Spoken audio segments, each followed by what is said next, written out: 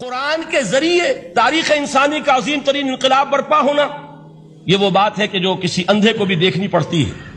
اس حقیقت کا اعتراف دشمن کو بھی کرنا پڑتا۔ میں یاد دلا دوں آپ کو، ایچ جی ویلز، آپ نے نام سنا ہوگا، سائنٹیفک فکشن میں اس کا بڑا اونچا مقام ہے، لیکن اس نے تاریخ نسل انسانی پر بھی 2 کتابیں لکھی، a short history of the world اور a concise history of the world.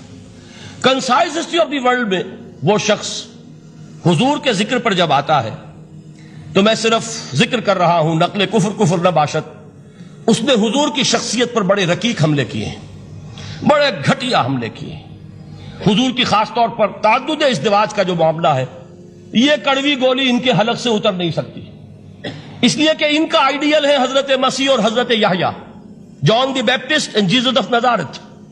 ان دونوں نے ایک شادی بھی نہیں کی، تجرد کی زندگی بسر کی، لہذا ایک شادی بھی ان کے نزدیک گھٹیا فعل ہے۔ تو حضور نے تو کی ہیں 11 شادیاں، 11 نکاح آپ کے۔ یہ جو کڑوی گولی ہے یہ ان کے حلق سے نیچے نہیں اترتی، اس لیے میں انہیں معذور سمجھتا ہوں۔ تو اس نے اس پہلو سے تو بڑے حملے کیے، لیکن خطبہ حجۃ الوداع کے وہ جملے جو ہیں تاریخی، پورے کے پورے اس نے کوٹ کیے، لا فضل لعربی علی عجمی ولا لعجمی علی عربی ولا لأحمر على اسود ولا لأسود على احمر الا بالتقوى كلكم بنو آدم وآدم من تراب۔ کسی عرب کو کسی عجمی پر کوئی فضیلت نہیں، کسی عجمی کو کسی عرب پر کوئی فضیلت نہیں، کسی گورے کو کسی کالے پر کوئی فضیلت نہیں، کسی کالے کو کسی گورے پر کوئی فضیلت نہیں سوائے تقوی کے۔ تم سب کے سب آدم کی اولاد ہو اور آدم مٹی سے بنائے گئے تھے۔ یہ الفاظ لکھ کر کہتا ہے کہ جہاں تک human fraternity, equality and freedom, 3 الفاظ نوٹ کیجئے، انسانی حریت، انسانی مساوات، انسانی اخوت، کہتا ہے جہاں تک ان 3 چیزوں کے واز ہیں، سرمنز کا تعلق ہے، وہ تو دنیا میں پہلے بھی بہت کہے گئے۔ عیسائی ہونے کے باوجود خاص طور پر نام لیتا ہے جیزس آف نازارتھ۔ سرمنز تو حضرت مسیح کے ہاں بھی بہت مل جائیں گے کہ تمام انسان برابر ہیں، سب کو بھائی بھائی ہونا چاہیے، سب انسان آزاد ہیں، تمیز بندہ و آقا فساد آدمیت ہے۔ لیکن وہ کہتا ہے کہ یہ ماننا پڑتا ہے تاریخ انسانی میں پہلی مرتبہ ان اصولوں پر ایک انسانی معاشرہ قائم کیا محمد نے صلی اللہ علیہ وسلم۔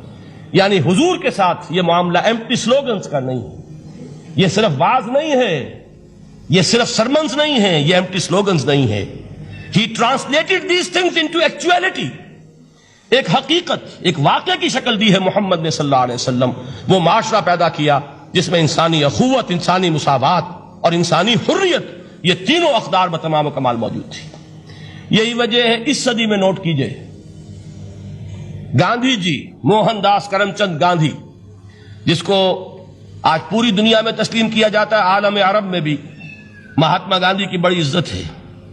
پنڈت نہرو کا کسی زمانے میں استقبال ہوا تھا ریاض میں، تو ہمیں بہت غصہ آیا تھا کہ مرحبا برسول السلام، welcome to the prophet of peace, یہ الفاظ تھے کہ جن سے پنڈت نہرو کا استقبال ہوا تھا۔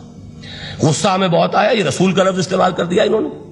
بعد میں ہم نے سوچا بھائی رسول کے معنی ان کے ہاں ایلچی کے ہیں، تو انہوں نے اس کو اپنی جو بھی غلطی میں سمجھا یا صحیح سمجھا، اس کو چھوڑ دیجئے، میں کوئی سیاسی گفتگو نہیں کرنا چاہتا۔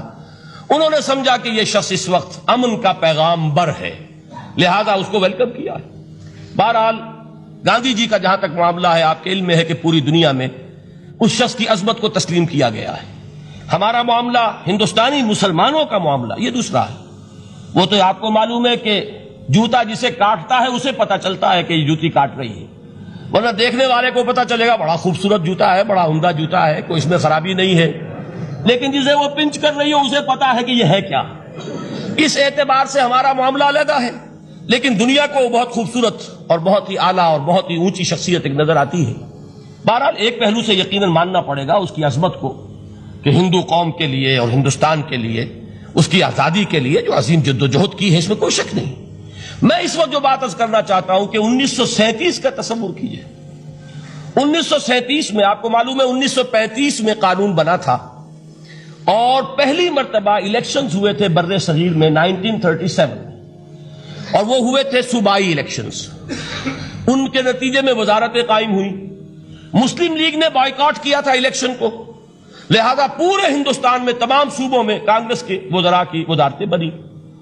ہریجن اخبار میں ایک مقالہ لکھا تھا گاندھی جی نے اس وقت، جس میں کہ ان کانگریسی وزراء کے سامنے نصیحت کے انداز میں یہ بات رکھی تھی کہ آج جب کہ آپ لوگوں کو اختیار مل رہا ہے اور حکومت، یہ پہلی انسٹالمنٹ تھی جو انگریزوں نے دی تھی ہمیں، سیلف رول یا ہوم رول کی پہلی انسٹالمنٹ تھی، تو جو بھی تمہیں اختیارات مل رہے ہیں اس میں تمہارے سامنے حضرت ابو بکر اور حضرت عمر کی مثال رکھتا ہوں۔ یہ ہے وہ بات کہ جادو وہ جو سر چڑھ کر بولے۔